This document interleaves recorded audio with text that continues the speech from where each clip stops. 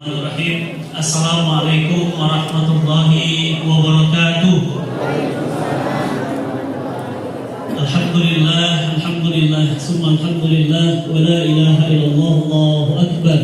Alhamdulillahi rabbil alamin. Salatu wassalamu ala asrafil anbiya wal mursalin wal imamil muttaqin wa ala alihi wa sahbihi wa man da'a bi da'watil islam wa tazzama bi tariqatihi wa tarasama khutah وجعل لكيلة إسلامية أساسا لفكراته والأحكام شرعية مقياسا لأعماله ومصدرا لأحكامه. أشهد أن لا إله إلا الله وأشهد أن محمدا عبده ورسوله لا نبي بعده. اللهم صل وسلم وبارك على سيدنا محمد وعلى آل محمد.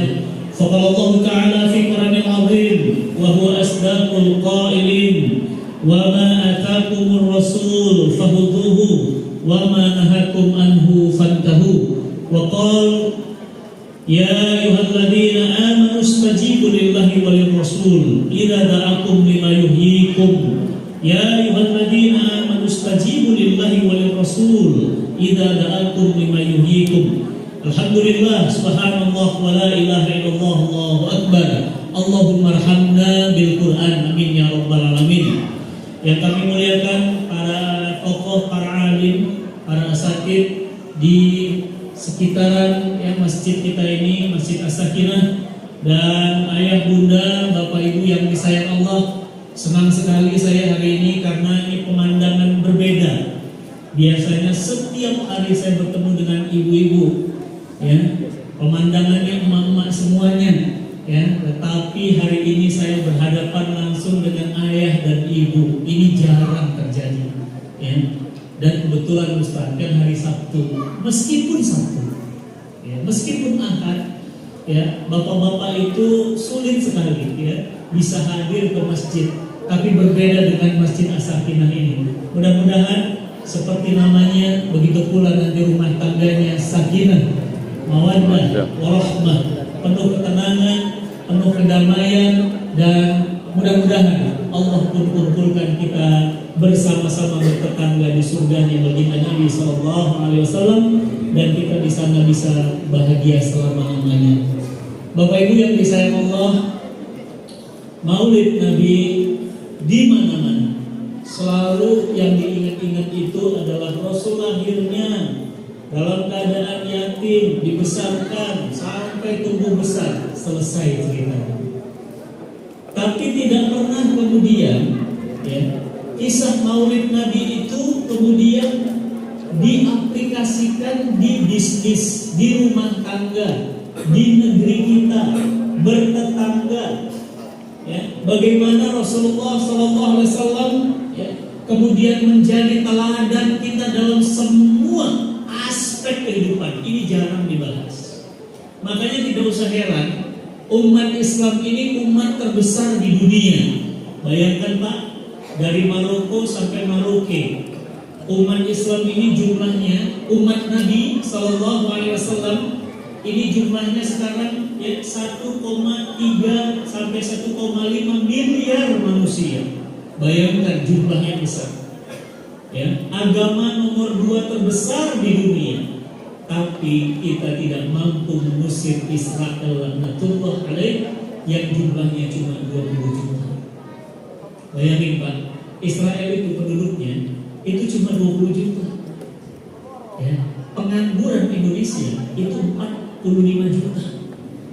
Kalau pengangguran Indonesia itu digeser aja ke Palestina, itu Israel habis. Tapi pertanyaannya, kenapa 20 juta tidak bisa diusir oleh 1,5 miliar manusia? Ada Saudi di sebelah Palestina, kaya raya Pak, sekarang mau bangun kota baru namanya Neom. Bapak Ibu nanti kalau melihat rencana Pangeran Saudi itu membangun kota Neom, Bapak Ibu akan kaget-kaget. Tahu dari mana? Banyak. Misalnya Bapak Ibu berangkat haji atau berangkat umroh, saya doakan semua yang hadir di sini haji dan umroh, amin. Sekeluarga, amin ya Allah. Jangan kau wafatkan saudara-saudara kami hari ini yang hadir ya Allah sebelum mereka pernah haji dan umroh sekeluarga, amin. Nanti kelihatan Pak mappingnya. Wah, itu kita bingung itu. Ya, tata letak bangunannya, rencana cegah seperti apa, keren banget itu. Ya. Sebelahnya Saudi ada negara yang kaya luar biasa, Dubai, Qatar, Emirat, ya, Masya Allah. Ada Kuwait, negaranya kecil Pak, tapi mata uangnya paling hebat di dunia. Pound sterling Indonesia itu $1, 1 pound sterling sekitar 15-16 ribu. Kuwait, Qatar, dinar namanya, itu bisa sampai 40 ribu.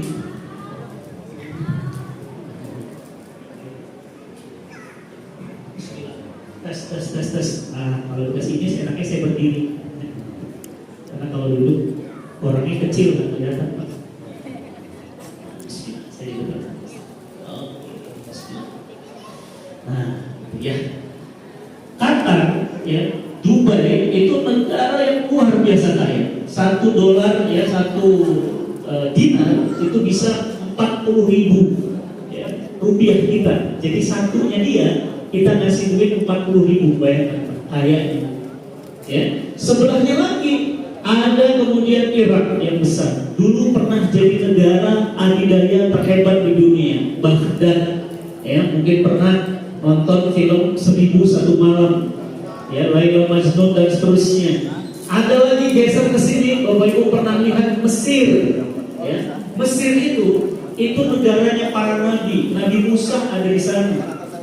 Ya, kemudian nabi-nabi yang wah itu hebat negara luar biasa. Mesir militernya juga termasuk militer terkuat dan terhebat di Timur Tengah.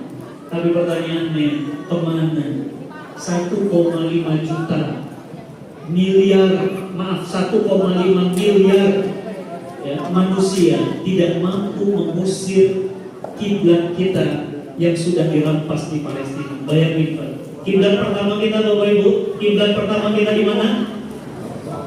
Masjidil Aqsa. Baru berubah menjadi Masjidil Haram. Berarti dulu baginda Nabi SAW itu sholat itu menghadap kepada pertama kali Masjidil Aqsa. Baru ketika kemudian sholat asar Jibril datang berubah menjadi Masjidil Haram. Tapi hari ini masjid kita sudah tidak aman. Bapak Ibu yang pernah ke sana deg-degan mau sholat Pak, ini tentara dari Dulu minta diambil. nggak bisa. Bahkan Minta kalau diambil. nama-namanya itu nama-nama Iya, maaf, minta diambil. nama Islam, nama Arab itu di paspor itu dibuang, nggak boleh masuk. Ya, makanya kalau masuk Masjidil Aqsa itu masuk Palestina itu kita kayak masuk ke negara orang lain, padahal itu kayak masuk ke DKM Asakinah. Siapapun boleh sholat di situ. Ini pertanyaan. Maka ketika Maulid ini, mari sama-sama kita lihat bagaimana Allah Subhanahu wa taala sayang dan begitu besar sayangnya kepada umat Nabi Muhammad sallallahu alaihi wasallam. Makanya Nabi itu dikirim nabi terbaik, mukjizatnya, mukjizat terbaik. Kenapa? Karena tantangan kita di akhir zaman, tantangan yang paling berat. Bapak Ibu lihat, pernah main bola Pak ya? Pasti ya. Yang paling beratnya final atau semifinal? Final. Yang paling menentukan? Kalau main game, anak-anak yang muda, yang main game, nah, pernah main game ya? Yang paling berat santri malah mensodomi santri. Ada kiai yang harusnya mengayomi santri dan guru-guru Quran malah melakukan tindakan terlaknat kepada 20 santriwati plus 4 guru Quran. Aneh Pak. Kenapa? Karena makin kesini ini makin berat ujiannya. Allah tahu kalau perbuatan terlaknat ini dilakukan oleh orang jahat, wajar. Kita bilang apa? Wajar Ustaz, orang jahat. Tapi orang-orang sekarang kita sudah tidak bisa bedakan mana orang baik. Ulama-ulama mereka, apa kata Nabi SAW? Mereka menghalalkan yang haram dan mengharamkan yang halal. Ustaz, ini apa hukumnya? Mau dijawab halal atau haram? tergantung pokja. Atau pokja satu pok baru kerja. Ngeri Pak, ujian sekarang itu ngeri. Korupsi dana haji, korupsi dana pesantren, ya, ngeri. Yang pernah kebayang di otak kita. Kenapa? Karena di akhir zaman semakin malam semakin pekat. Makanya sekarang itu kita kayak malam Pak, bingung bedain mana orang baik. Kita kira orang baik curut, desol, tiba-tiba kejam banget ya. Sulit Pak. Kirain ulama, kirain dai gitu ya. Tapi ternyata Pak, Allah Akbar, saya dapat laporan Pak, Indonesia adalah negara nomor 1 paling tinggi bunuh diri di Asia Tenggara. Paling tinggi Pak. Ini barusan mahasiswa, barusan lagi Pak, dokter spesialis. Barusan lagi kemarin anak SD lompat dari lantai 3. Barusan kemarin satu keluarga Pak, bapak, ibu, anaknya 2 naik ke lantai lift, lantai 21 lompat dari atas. Iya. Ngeri sekali. Coba Pak, pinjol, ya, Kementerian Keuangan Republik Indonesia memberitakan total transaksi pinjol di Indonesia 300 triliun. Bayangkan 300 triliun itu bukan angka yang sedikit. Iya. Bukan 300 miliar, 300 triliun. Judul, Bapak Ibu tahu judul? Judi online. Dulu orang judi di meja judi, sekarang di handphone bisa judi Pak. Jadi judi itu sekarang lebih mudah. Ya, dulu Pak, kalau kita mau nonton film titik-titik, ya, katakanlah blue film, itu orang mau nonton ke bioskop harus nonton bareng-bareng rame-rame. Sekarang setiap handphone orang terkoneksi dengan wifi. Berarti tantangan kita lebih berat dulu atau sekarang? Bapak dulu mau berjudi, pekerja judi, sekarang dari handphone online. Dulu Pak, kalau mau main game, anak-anak ini kita takut kemana? Ke tempat apa namanya? Warnet Pak, kumpul mereka di situ. Jadi main gamenya rame-rame, pasti dilihatin orang. Sekarang di rumah dan gamenya ada pornografi, ada pornografi. Berarti kondisi hari ini lebih berat atau lebih ringan dari zaman dulu. Baik, sekarang saya kasih contoh. Makanya kenapa diutus Nabi? Nanti kita urus ya. Kenapa diutus Nabi? Contoh. Dulu Pak, yang namanya perempuan, Bu, dan Ibu, perempuan dulu nggak ada nikah Bu. Akad nikah itu di zaman Nabi SAW baru ada akad nikah. Jadi kalau mau ambil perempuan Pak, ada walinya, ada saksinya, ada akadnya. Sekarang ketika ada Nabi, sebelum ada Nabi, perempuan gimana? Berkibar nanti bendera putih Pak. Jadi kalau di depan rumah itu ada bendera putih, zaman jahiliyah Rasulullah belum diutus. Itu zaman dulu bendera putih ada di depan rumah, berarti ada perempuan yang bisa dikawini di dalam. Bagaimana cara kawinnya? Pakai walimah. Wah, ada saksi? Wah, ada, itu kan di zaman Nabi. Sebelum itu gimana? Laki-laki datang, boleh datang 10 orang untuk satu perempuan. Bisa kebayang Bu? Satu perempuan, 10 laki datang sehari dibatasi 10. Berarti satu perempuan melayani satu laki-laki rata-rata 2 jam. Karena sehari 24 jam. Berarti 2 jam 1 keluar lagi, campur lagi 2 jam 1, 2 jam 1, 2 jam 1 sampai hamil. Tuh jangan jadi dia begitu. Ketika hamil, anak siapa ini? Anak siapa? Anak yang ganteng. Siapa yang paling ganteng? Enggak. Nanti hamil Bu, perempuan ini boleh memanggil 10 laki-laki yang pernah mencampurinya. Datang 10 itu. Nanti ada 2 cara. Yang pertama, dukun beranak datang, pegang bayinya setelah lahir. Nanti bayinya bilang apa? Dukunnya bilang apa? Lihat 10 wajah, mana yang mirip. Maka kemudian apa kata? Kata dukun beranak, ini anaknya. Maka digendong kepada orang yang ditunjuk oleh dukun beranak. Kan ada tes DNA. Ya. Maka yang kedua, cara yang kedua gimana? Hamil, dibesarkan 2 tahun dulu. Nanti sudah 2 tahun, maka anak perempuan itu kemudian memegang anak laki-laki yang 2 tahun. Kan 2 tahun sudah bisa jalan ya. Laki-laki 10 tadi disuruh baris, maka anak laki-laki itu atau tutur beranak atau ibunya mengatakan kepada anaknya, pilih siapa bapak. Jalan tuh anak, pilih siapa bapak. Bapak Ibu yang dirahmati Allah, begitulah cara orang zaman dulu. Sekarang kita lihat bagaimana cara orang menikah. Ada wali, ada saksi, ada kurban nikah, ada ukur nikah, ada mahar. Masya Allah, betapa mulianya Islam, dimuliakan. Apa yang terjadi sekarang, Pak? Indonesia mengalami penurunan angka.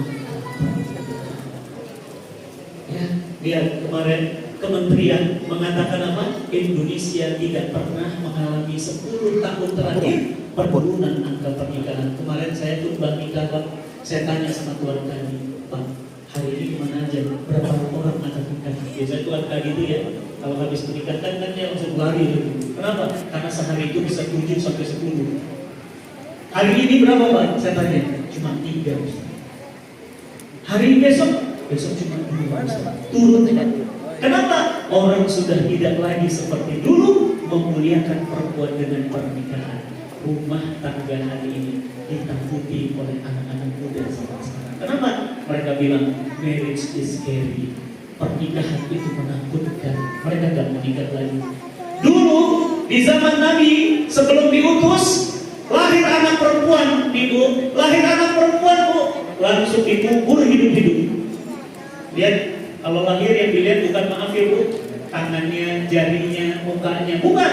Lahir yang dilihat apa dulu? Alat kelamin. Jadi kalau lihat lahir anak laki-laki, pesta, Pak, 3 bulan. Kenapa anak laki-laki bisa pesta 3 bulan? Karena orang Arab itu punya kebiasaan suka perang. Orang Arab itu sampai sekarang hobinya perang. Maka kalau lahir anak laki-laki, mereka pesta 3 bulan. Tapi kalau lahir anak perempuan, mereka dari lubang, mereka kubur hidup-hidup. Makanya anak perempuan itu banyak hati. Begitu Islam datang, Islam mengubah. Tidak ada yang lebih mulia laki-laki dan perempuan kecuali orang yang takwa. Inna akramakum indallahi atqakum. Bu, sekarang lihat, belum lahir, Bu, masih di perut, belum tahu laki-laki perempuan diaborsi. Pertanyaan saya, lebih kejam Arab jahiliyah atau jahiliyah modern?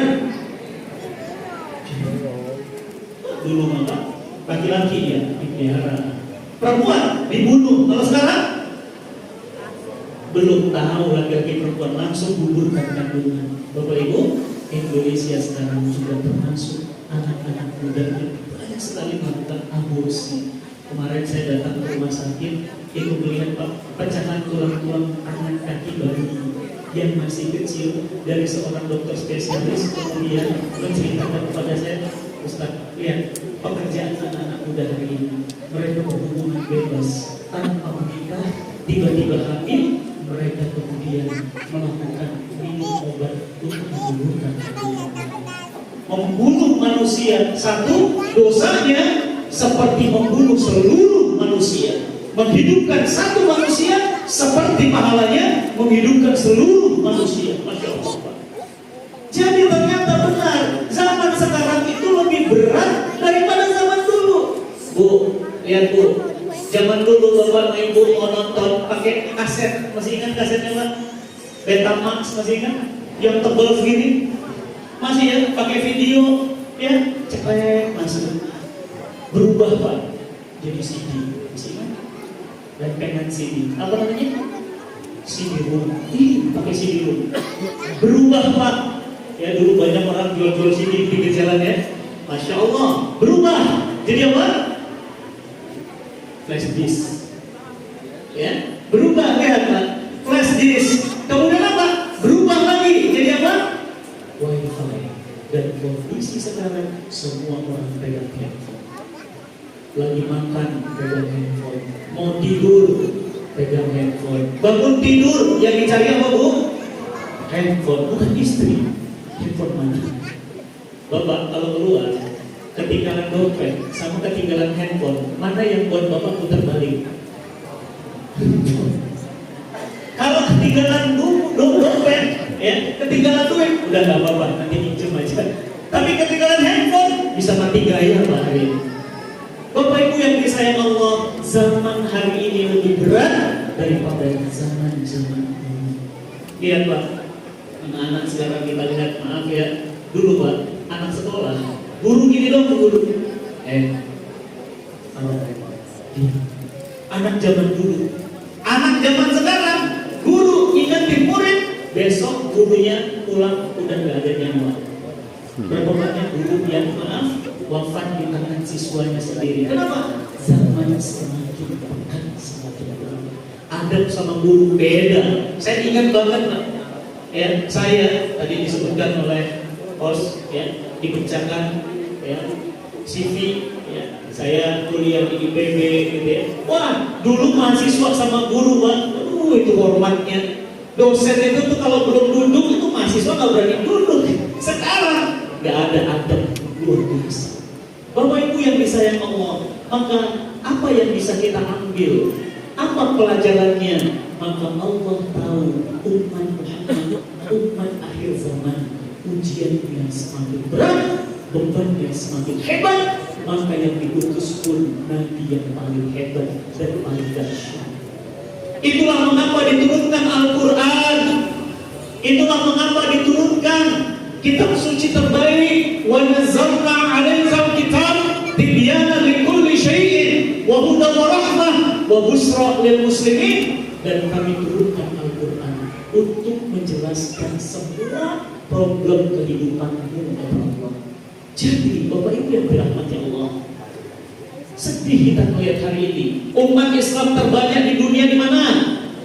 Indonesia. Jamaah haji terbesar di dunia? Indonesia. Masjid paling banyak di dunia? Indonesia. Korupsi tertinggi di dunia? Ya, Bapak Ibu yang bilang ya. Iya. Bahkan sekarang bukan cuma korupsi, ya.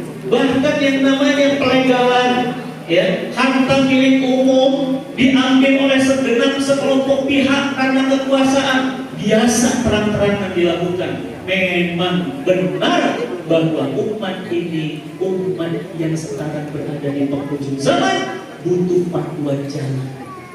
Tadi saya di sini Pak, alhamdulillah nggak nyasar.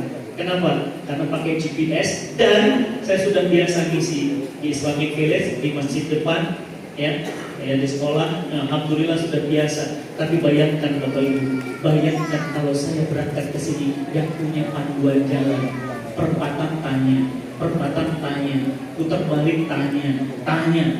Bayangkan kalau hidup aja nggak butuh, kita butuh panduan. Bagaimana kita menuju surga yang kita nggak ada panduan? Bapak Ibu yang dirahmati Allah, lihat bagaimana Barat, bagaimana Jepang, bagaimana Eropa hari ini kehilangan petunjuk jalan. Izin Bapak Ibu, mohon doanya, kita sedang bangun masjid di Jepang, masjid Indonesia pertama di Yokohama. Kenapa kita bangun masjid di Jepang? Karena orang asli Jepang sekarang lagi banyak masuk Islam. Banyak yang protes, Ustaz, jauh-jauh banget bangun masjid di Jepang. Di Indonesia aja masih kurang masjid. Saya bilang, Indonesia bukan kurang masjid.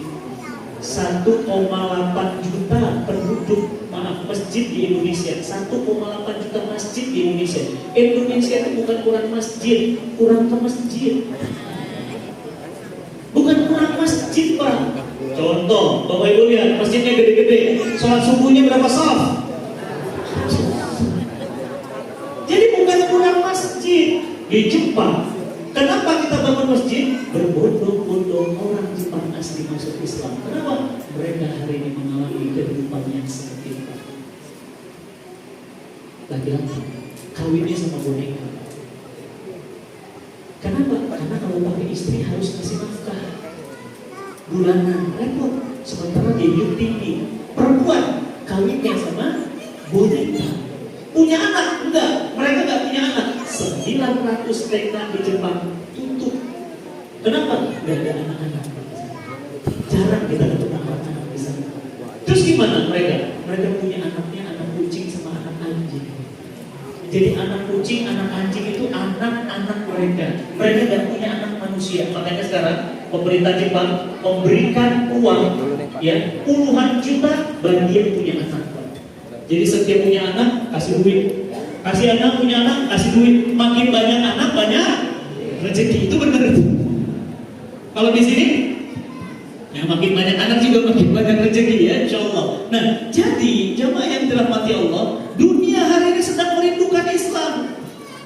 Ya, coba lihat Pak, bagaimana Barat hari ini resah, orang tua sama anak gak dekat, anak sama istri, anak sama suami, anak sama orang tua gak dekat, suami sama istri gak dekat. Bahkan bukan cuma gak dekat, rumah tangga hari ini rumah serumah, tapi mereka nggak sejiwa. Perceraian di Indonesia itu meningkat, Pak. Apa kata Menteri Agama? Meningkat 300% perceraian di Indonesia. Bayangin 300% itu angka yang besar.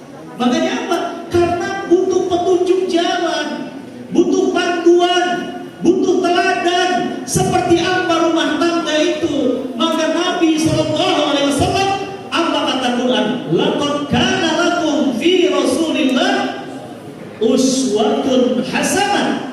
Telah ada, telah nyata contoh suri teladan terbaik dalam rumah tangga kita, rumah tangga Nabi sallallahu alaihi wasallam. Pak, kemarin lihat ya di sosial media, mungkin bapak-bapak ibu-ibu lihat ya, KDRT ngeri banget di Indonesia. Kemarin ada istri Bu disundut 17 rokok. Saya bilang itu istri apa asbab? Pak, satu aja ini sudah sakit. Ini 17 di sini, di sini, di sini, di perut, di muka 17 Pak. Untuk apa? Rokok. Rokok tentunya bukan rokok mati. Itu dikira asbab. Kemarin tuh yang viral itu, yang kemudian saya berkomentar itu sampai 3 juta views itu di sosial media. Kenapa? Ada suami injek mukanya istrinya, dipatahkan tangannya, dipelintir istrinya, itu di depan anaknya yang masih bayi. Bayangkan hancurnya perasaan anaknya, ibunya dipukuli oleh bapaknya di depan anaknya sendiri. Beres? Belum. Ada istri kemarin, saya lihat juga di sosial media itu diseret Pak, sama suaminya diseret, dibanting, diinjek-injek, ya, dipukulin. Itu kayak maaf ya Pak, kayak kita pukulin anjing. Bapak Ibu yang dirahmati Allah, kita butuh panduan, kita butuh contoh seperti apa seorang suami memperlakukan istri. Apa kata Nabi? Khiyarukum, yang terbaik di antara kalian wahai laki-laki. Laki-laki terbaik itu laki-laki yang paling baik sama istrinya. Dan aku, kata Nabi, orang yang paling baik sama istrinya. Pak, lihat bagaimana sikap kita kepada istri ternyata mencerminkan diri kita. Lihat berapa banyak suami yang Masya Allah itu kemudian sayang banget sama istrinya. Saya perhatikan rezekinya berkah. Coba deh Bapak Ibu perhatikan aja. Siapa suami Bu? Lihat Bu ya, ingat-ingat suami Ibu Bu? Masih ingat suaminya? Bagaimana sikap suami ibu kepada ibu? Lihat rezekinya Bapak. Gak putus-putus, ada aja. Tiba-tiba dapat ini, tiba-tiba rezeki ini, tiba-tiba bisa berangkat ke sini. Ternyata apa? Itu berkah dari sikap suami kepada istrinya. Siapa yang mencontohkan? Baginda Nabi SAW. Buru-buru muncul Pak. Baginda Nabi SAW mengajarkan kepada kita, istri itu tulang rusuk. Oh, Pak, coba pegang tulang rusuknya. Coba pegang tulang rusuknya. Besar apa kecil? Kecil. Kalau tulang rusuk jadi tulang punggung, apa yang terjadi? Patah. Bu, bersyukur Bu, di rumah fokus ngurus anak. Coba bayangkan berapa banyak ibu-ibu dari Tangerang ke Jakarta setiap hari setiap pagi ba'da subuh bekerja. 17P Bapak Ibu bekerja. Atau 17P? Pergi pagi, pulang petang, pendapatan pas-pasan, pantat reot, punggung pegel, pala pusing, pingsan-pingsan, potong pajak gitu. Coba bayangkan Pak, pergi pagi, pulang petang, pendapatan pas-pasan, pantat reot, punggung pegel, pala pusing, pingsan-pingsan, potong pajak. Bayangkan kalau itu harus dijalani para ibu. Hancur. Suaminya jam 7 udah pulang, istrinya setengah 10 baru pulang. Saya tanya sama ibunya, Bu, terus yang ngasih makan suami siapa? Ada pembantu Pak Ustaz. Yang nyetrika baju suami siapa? Ada pembantu Pak Ustaz. Yang ngurusin anak-anak siapa? Ada pembantu Pak Ustaz. Terus yang mijitin suami siapa? Ada pembantu Pak Ustaz. Terus kalau suaminya ketiduran, tidur sama siapa? Terus nanti kalau punya anak-anak siapa? Allah Akbar. Kenapa? Karena wanita itu fitrahnya di rumah. Pak, nanti kita zuhur di sini. Laki-laki terbaik itu sop 1. Perempuan terbaik sop paling akhir. Kenapa? Karena bagi mereka afdol di rumah untuk sholat. Bukan kita afdolnya di masjid beda. Makanya Masya Allah, Islam menjaga betul perempuan. Mereka ditutup auratnya. Bapak-bapak jangan iri, ya. Ibu-ibu jangan iri sama bapak-bapak. Kenapa? Kami itu semua tubuh kami aurat kecuali muka, telapak tangan. Laki-laki enak Ustaz, auratnya cuma pusar sampai lutut. Bu, jangan iri. Kenapa? Bapak-bapak ya, juga iri sama ibu. Enaknya ibu-ibu, kenapa? Surga di bawah telapak kaki ibu. Siapa yang dapat 3 kali kehormatan baru bapaknya? Ibu. Siapa yang jadi pintu surga paling tengah bagi anaknya? Ibu.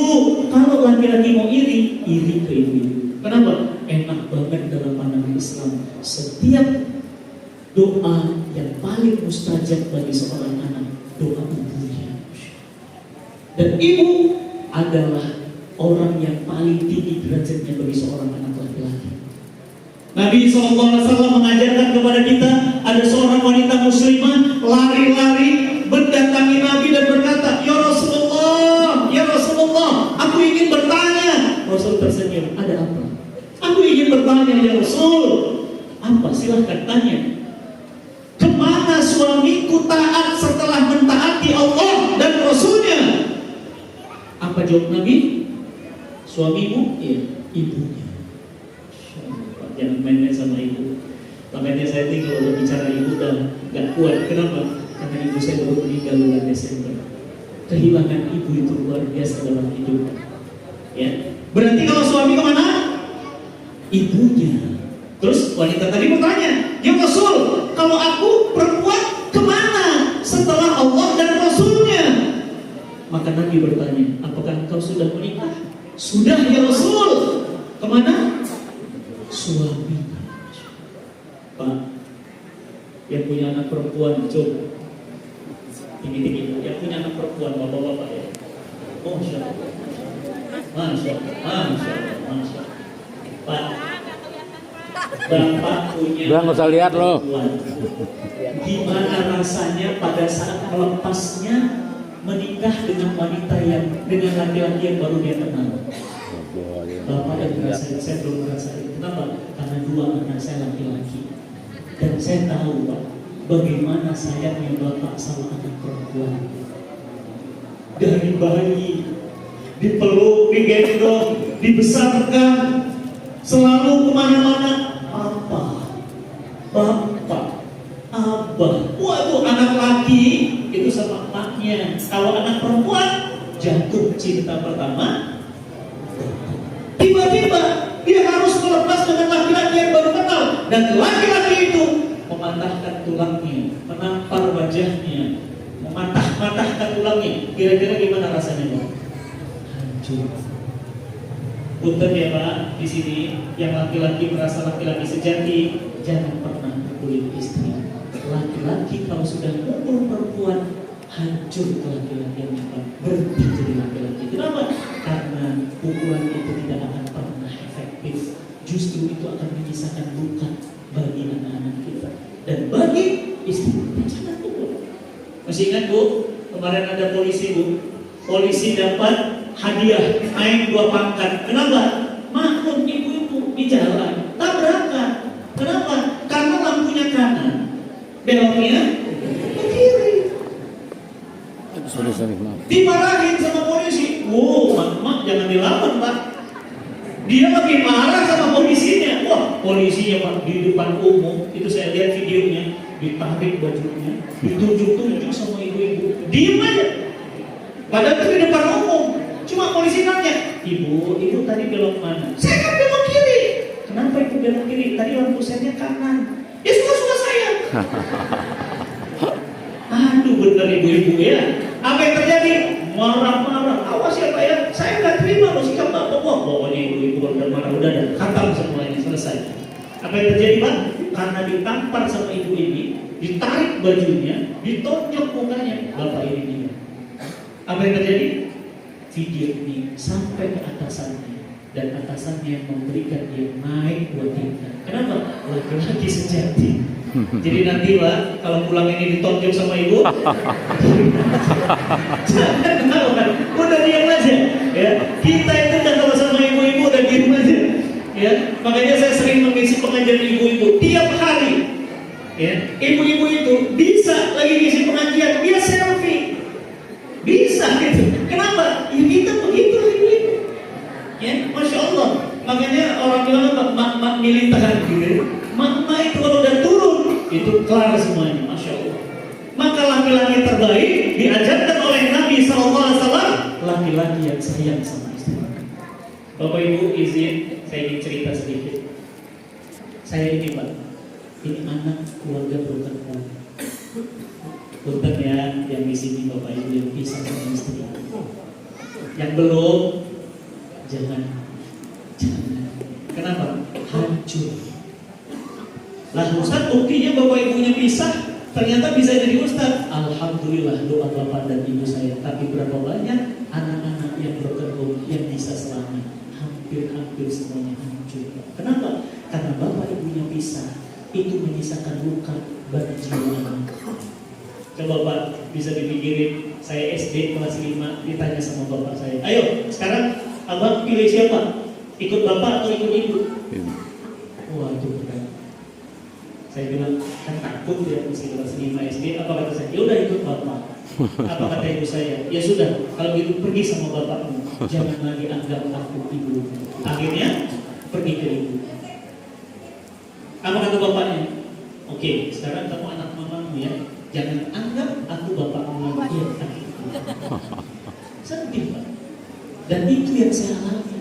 Makanya saya tuh senang banget kalau melihat bapak ibu itu jalan berdua, ya makan bareng, naik motor boncengan, jalan bermesraan, meskipun umur sudah tidak muda, tapi masya Allah selalu bahagia ceria. Itu senang banget melihat. Kenapa? Karena itu obat luka pengasuhan. Obat luka pengasuhan. Kenapa?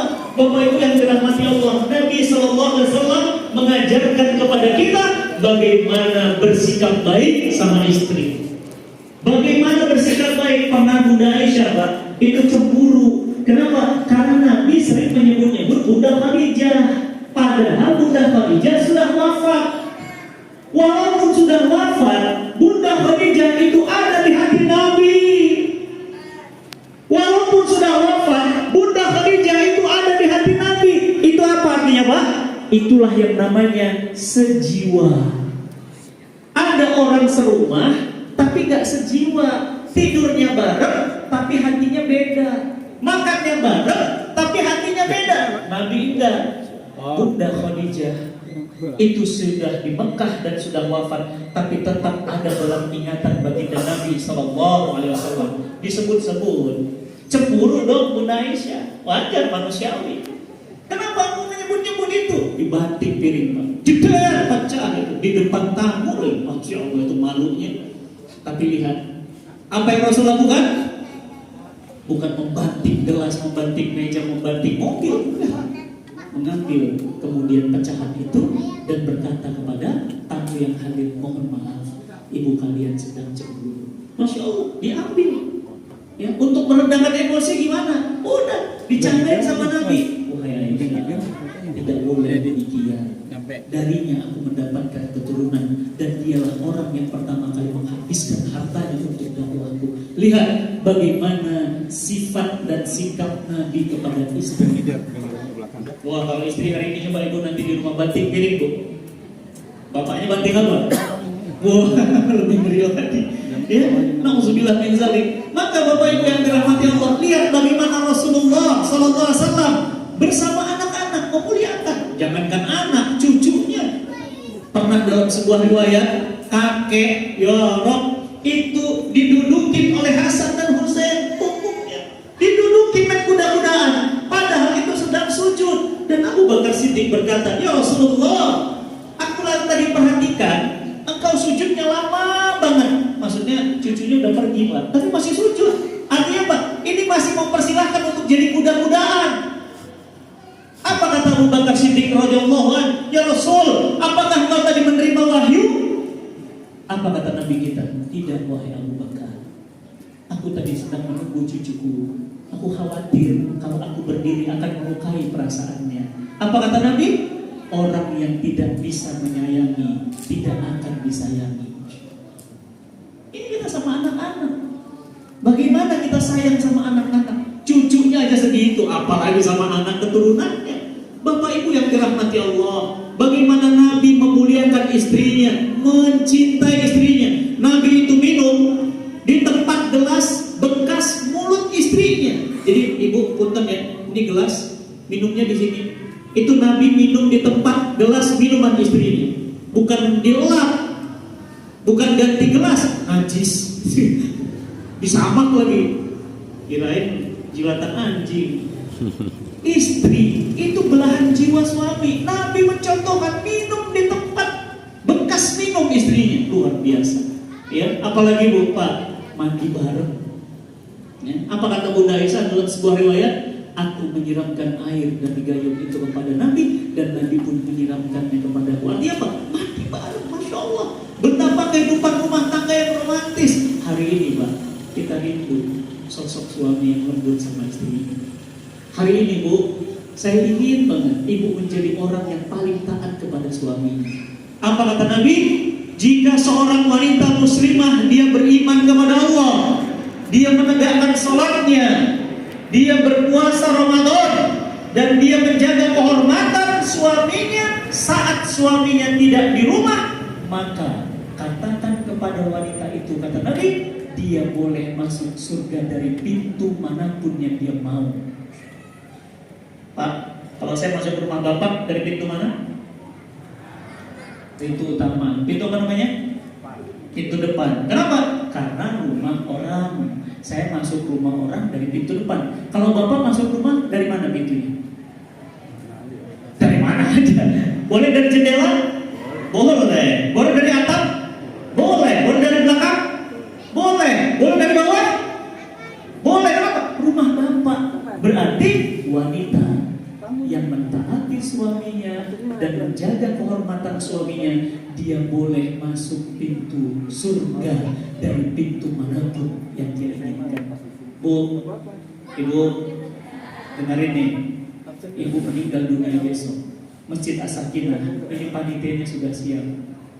Jenazah Ibu ditaruh di sini, suami pegang mic di depan.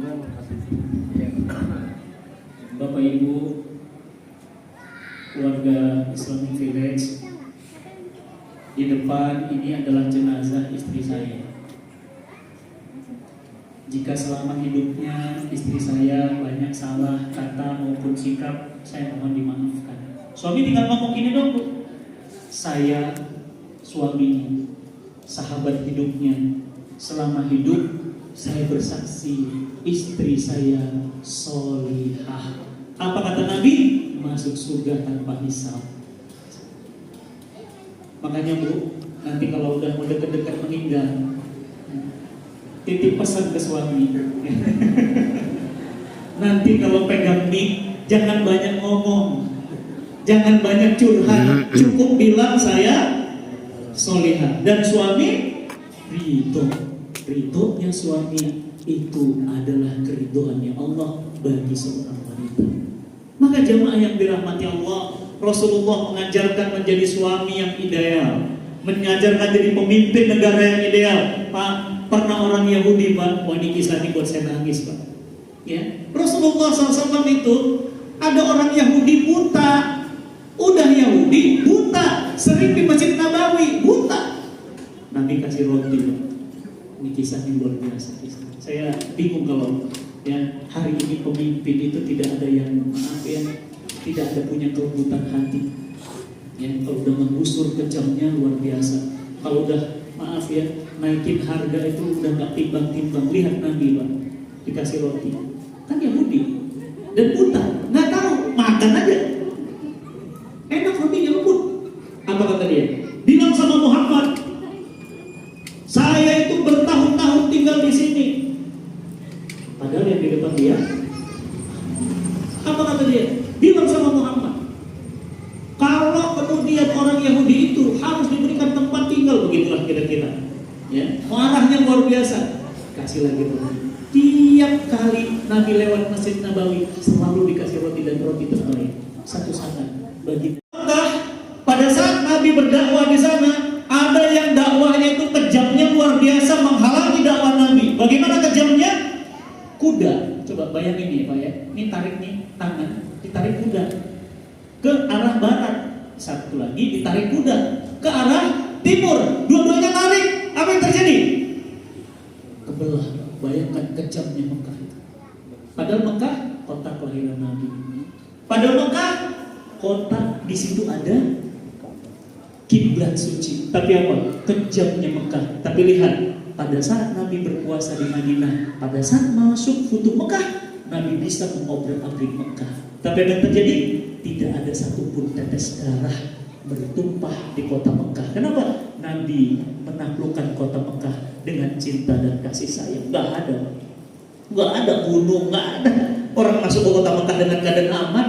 Makanya Quran ya diberitakan di sana, idza jaa nasrullahi wal fath wa ra'aitan nas, dan kalian akan lihat manusia berbondong-bondong masuk agama Allah. Fasabbih, bertasbihlah kepada Allah. Fasabbih bihamdika wastaghfir innahu kana tawwaba. Masyaallah, luar biasa. Maka Bapak Ibu yang dirahmati Allah, dalam urusan rumah tangga teladan, dalam urusan bisnis, wah nggak usah ditanya Pak, Nabi itu digelari apa? Al-Amin. Bapak Ibu yang punya anak usia 18 sampai usia 21 tahun, lulus SMA, nyantri di pesantren saya Pak, di Bintaro, gratis Pak, full beasiswa, ya, full beasiswa. Ibu-ibu silahkan yang kemarin ikut wakaf, yang nitip wakaf, alhamdulillah saya ingin kabarkan pesantrennya udah selesai.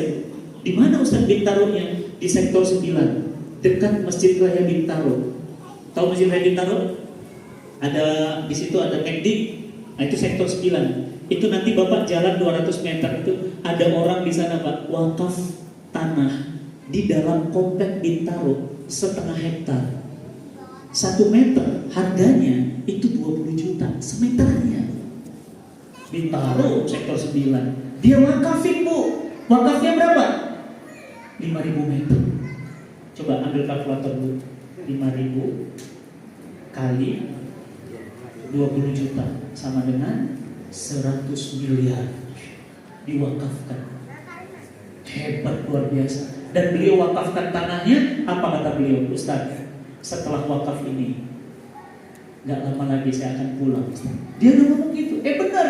Habis tanda tangan wakaf 2 minggu beliau wafat. Sekarang beliau sudah di tanah kusir, sudah tidur. Santrinya sudah 400 orang di sana.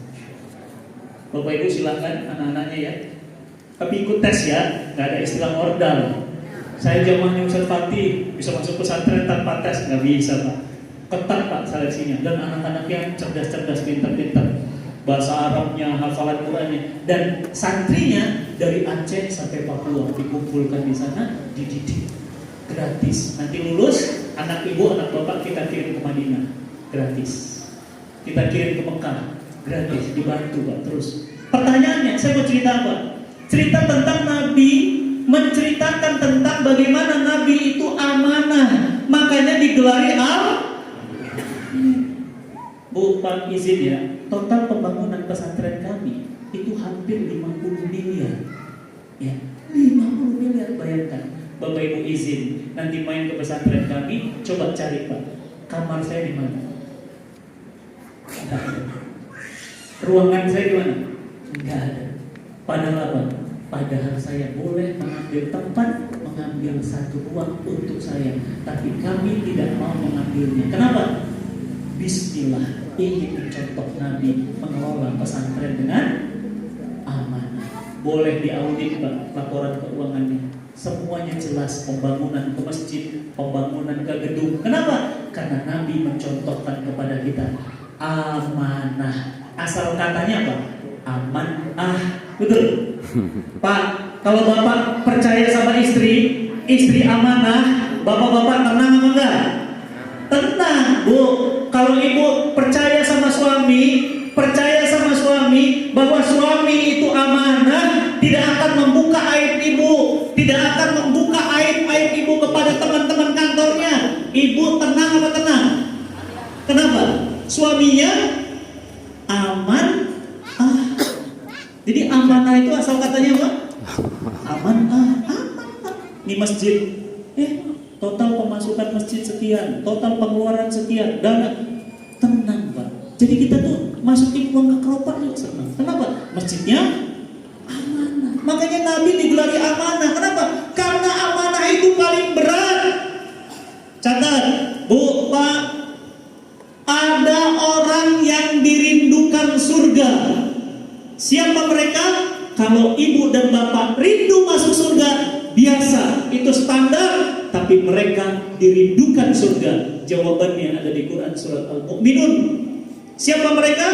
Walladzina hum li amanatihim wa ahdihim ra'un. Orang yang amanah. Oh, cari yang amanah sekarang susah Pak. Ya, cari yang amanah itu susah. Ya, Pak. Tiba-tiba uangnya hilang, dipakai buat beli mobil. Pak, nitip ya, buat dana pesantren, uangnya dipakai untuk bangun rumah sendiri. Apa artinya? Amanah hari ini hilang. Makanya Bu, kalau punya anak amanah, ibu orang terkaya di dunia. Kalau bapak punya istri atau amanah, ini orang yang paling bahagia. Dicari sekarang, coba Bu, tempel dinding di mana-mana, dicari orang amanah. Antum punya invest bisnis yang ngelolanya amanah, enak nggak? Tenang Bu. Makanya sama orang amanah tuh enak, nggak akan hianat. Ya, tadi saya turun dari mobil, apa kata panitia? Aduh Ustaz, kita tegang Ustaz, jangan-jangan Ustaz nggak datang. Tenang Pak, Insya Allah kalau saya sudah bilang saya datang, saya aman. Jangankan saya datang, Bapak curhat nih masalah pribadi, ini banyak nih jamaah ibu-ibu curhat. Ya. Saya simpan Bu di WA, di handphone itu ada ratusan curhat jamaah. Ada yang masalah rumah tangga, ada yang masalah ranjang, ada yang masalah anak, ada masalah bisnis. Gak ada satupun yang saya ungkap ke publik, apalagi menyebutkan nama. Kenapa? Amanah. Beliau bilang, Ustaz, izin Ustaz, saya mau cerita. Nangis dia Pak. Ada apa Pak? Pak, Bu, awas hati-hati ini bukan barang curhat. Ayo Pak cerita Pak.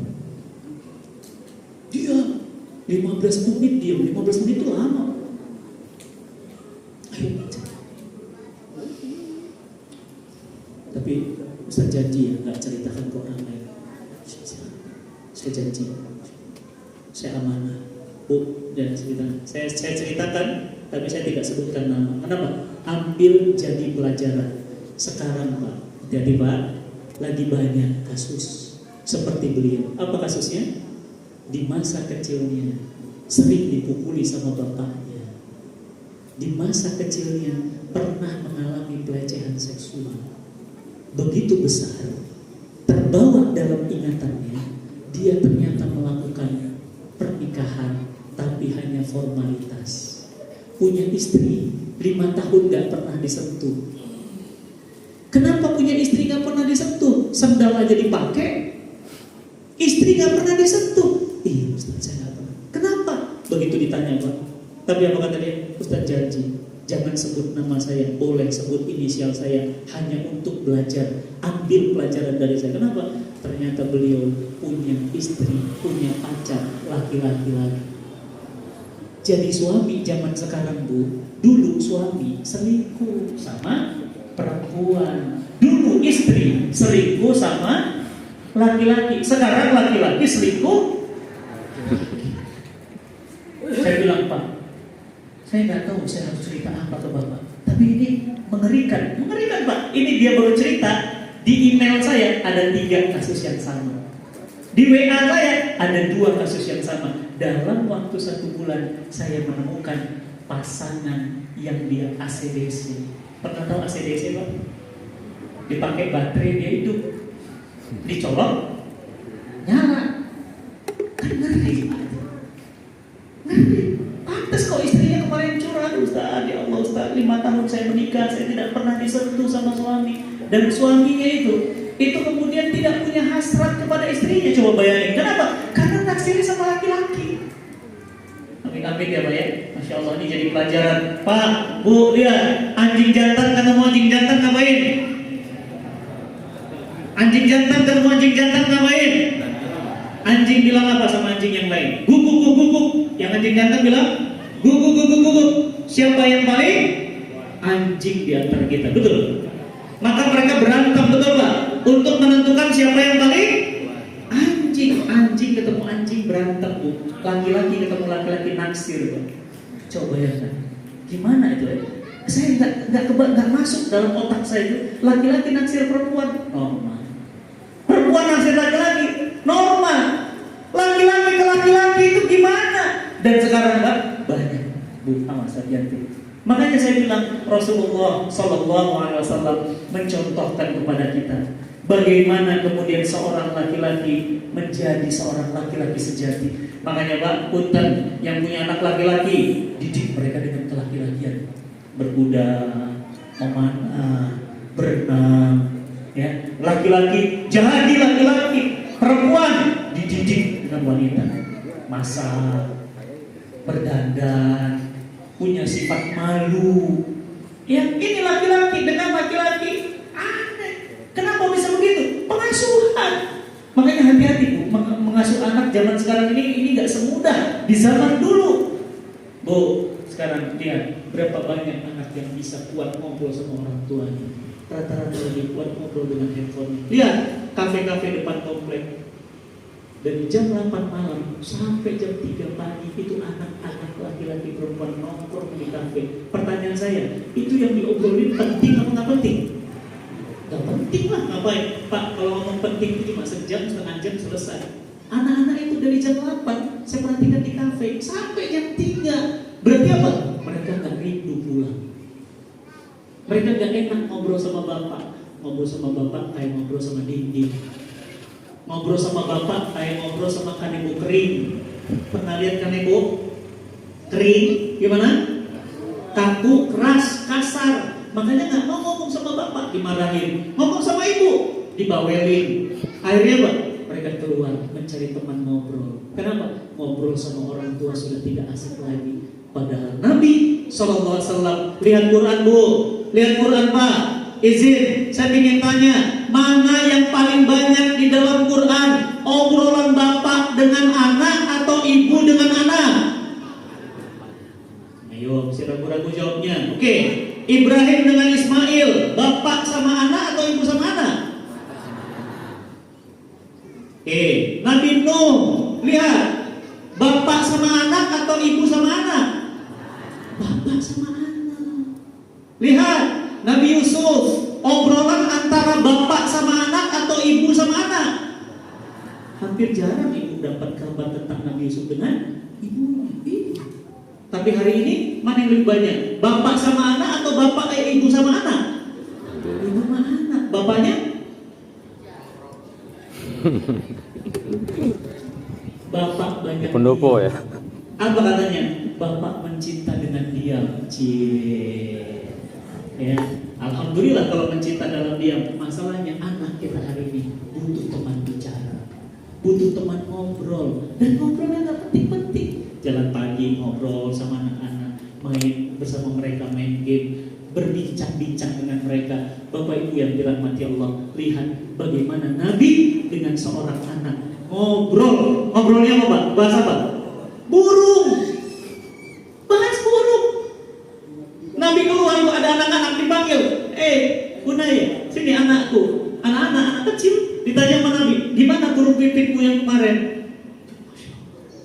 Jadi bukan tentang Nabi, bukan tentang rumahnya Ustaz. Ya, qala Allah Ta'ala fi Qur'anil Azim. Masya Allah. Ya, enggak. Ya, ngomongnya apa? Ngobrol aja biasa sama anak-anak. Bapak Ibu yang dirahmati Allah, awas, hati-hati. Di luar sana banyak tempat-tempat yang menjanjikan lebih nyaman daripada rumah kita. Makanya anak hari ini Pak, fisiknya ada di rumah, tapi jiwanya di luar rumah. Istri, kenapa ibu-ibu lebih betah di mall? Kira-kira Pak? Oh, kenapa? Banyak mau dibeli.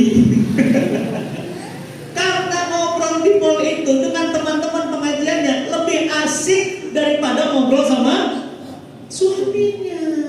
Suaminya diajak ngobrol.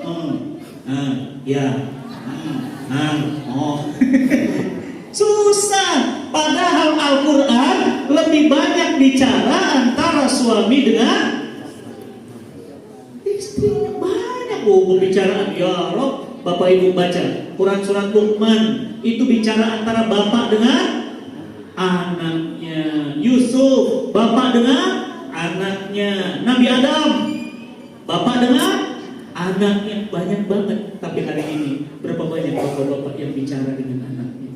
Maka Bapak Ibu yang dirahmati Allah, Maulid ini kembali kita mengambil teladan dalam urusan rumah tangga, dalam urusan amanah harta, dalam urusan mendidik anak, dalam urusan mengatur negeri, dalam urusan kemudian mengatur bisnis. Mari kembali kepada baginda Nabi SAW.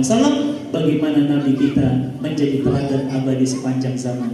Mudah-mudahan Allah Subhanahu wa Ta'ala berkahi langkah kita. Mudah-mudahan Allah Subhanahu wa Ta'ala jadikan kita umat-umat yang mencintai Nabi-Nya sepanjang zaman. Amin. Dan ketika kita mencintai Nabi, maka apa kata Nabi? Kamu akan bersama dengan orang yang kamu cintai.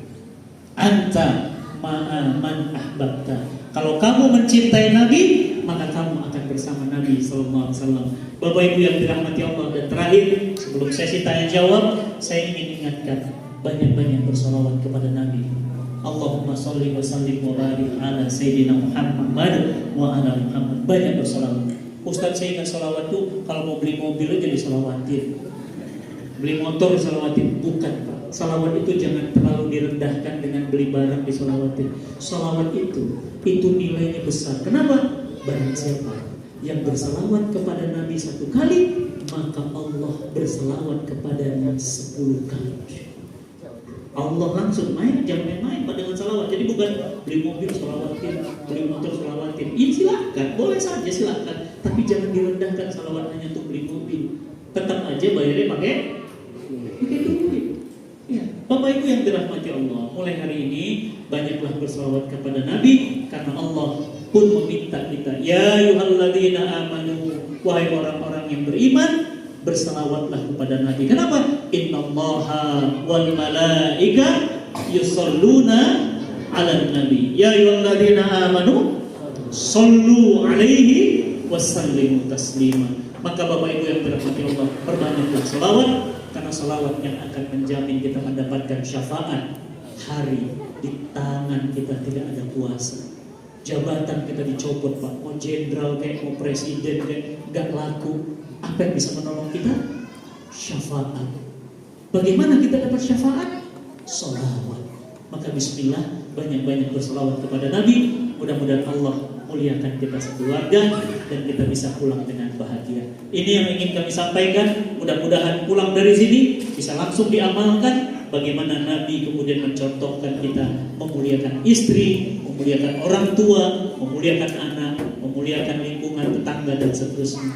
Barakallahu lana wa lakum. Assalamualaikum warahmatullahi wabarakatuh. Waalaikumsalam. Waalaikumsalam.